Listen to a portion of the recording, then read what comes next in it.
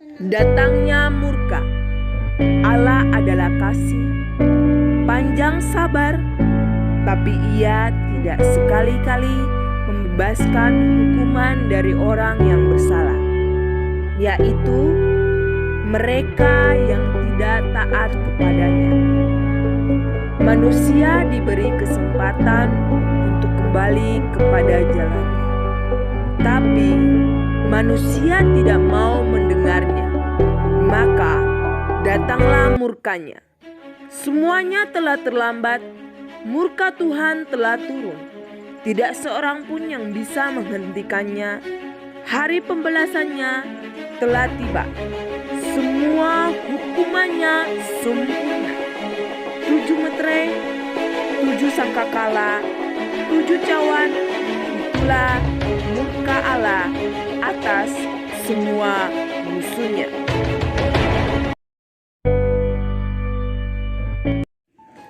Dari puisi yang telah kita dengar tadi menceritakan tentang hukuman atau murka Tuhan di akhir zaman atas orang-orang durhaka. Kitab Wahyu ini ditulis oleh Yohanes dan Yohanes menuliskan dirinya sebagai hamba Allah. Tradisi menegaskan bahwa Yohanes ini sama dengan Rasul Yohanes, bahkan ia menulis Injil keempat yaitu Injil Yohanes dan ketiga surat Yohanes.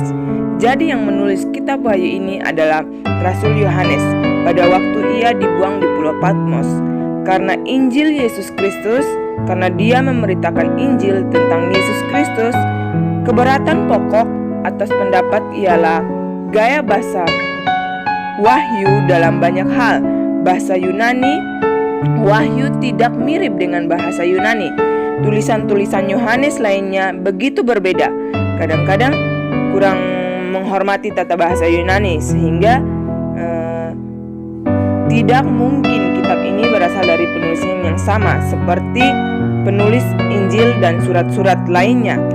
Jadi ada yang menyatakan tidak mirip dengan bahasa Yunani yang pernah ditulis oleh penulis manapun. Persoalannya terlalu rumit dipikirkan, terlalu rumit sehingga dibicarakan di sini. Cukuplah mengatakan kendati kebanyakan ahli bahasa kini menyangkal bahwa penulis adalah Rasul Yohanes, beberapa ahli lainnya menyimpulkan bahwa yang paling baik ialah memandang kelima tulisan Yohanes berasal dari satu penulis, dan penulis itu adalah Rasul Yohanes dalam kitab Wahyu ini.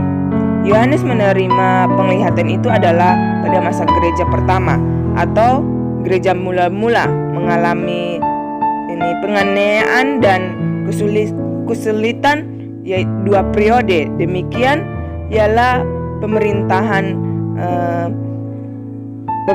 Nero dan pemerintahan Domitianus. Kitab Wahyu ini menceritakan tentang hukuman Tuhan atas orang-orang durhaka, khususnya mereka yang tidak percaya atau menyangkal satu-satunya penebus yaitu antikris, dan juga orang-orang yang pada masa penyangkalan gereja yang tidak ikut, artinya tidak terangkat, dan mereka mengalami kesusahan besar seperti yang dinubuatkan. Jadi dari kitab Wahyu ini kita melihat bagaimana Allah membalas orang-orang yang tidak percaya kepadanya. Yang walaupun kita tahu bahwa Allah itu adalah kasih, tapi Dia juga Allah yang adil, kan? Dia bukan hanya kita tahu bahwa Tuhan mengasihi kita, tapi Dia juga akan mengadili orang-orang yang melakukan kesalahan. Dia adil, tidak memilih orang ini melakukan kesalahan dia diselamatkan, tetapi Dia juga lihat apakah orang itu kembali kepada kehidupan yang sesuai dengan jalan yang Tuhan mau, dan Tuhan akan melihat apakah orang ini layak untuk masuk kerajaan surga.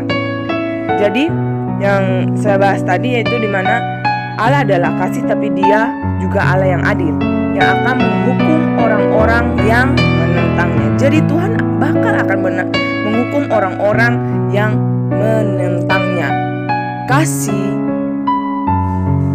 memang kasih itu baik, dan kasih itu juga adil.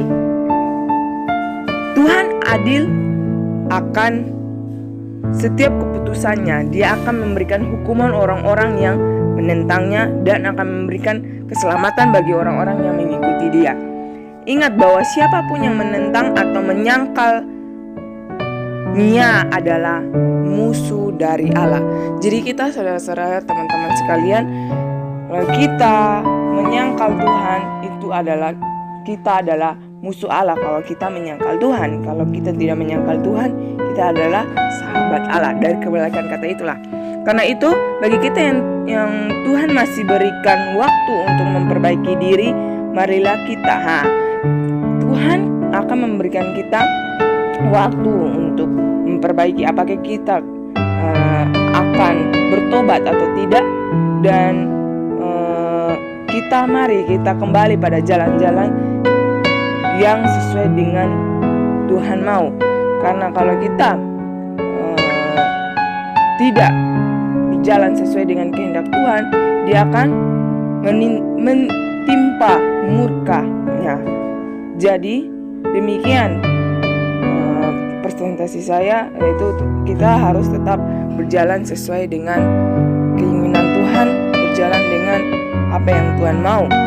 Jadi kalau kita tetap berjalan dengan keinginan kita tidak sesuai dengan keinginan Tuhan, Tuhan akan memberikan kita murka, kemarahan. Dia akan memberikan, Dia itu adil dan akan menghukum orang-orang yang menyangkal Dia. Oke, ini dengan saya. Terima kasih. Sekian dalam presentasi saya atas nama Miranda Misericordia, salah satu mahasiswa Sekolah Tinggi Teologi Berea Salatiga, jurusan teologi. Demikian puisi dan penjelasan dari saya. Sekian dan terima kasih. Shalom, God bless you.